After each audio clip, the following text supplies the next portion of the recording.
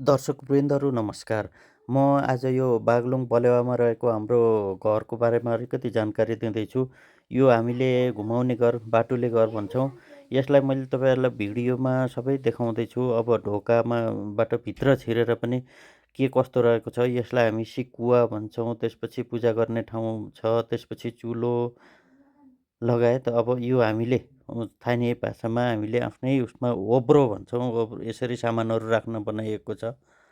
यसै गरी हामी यो अब लिस्नो भनेर एउटै रुखबाट बनाइएको छ। यो काटेर कुँदेर बनाएको जुन भर्याङ यो छ। यस पछाडि म माथिल्लो तलामा पनि लैजाँदैछु।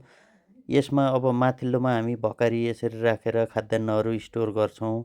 यो सबै एउटै रुम, माथि पनि एउटा रुम, तल पनि एउटा रुम नै छ।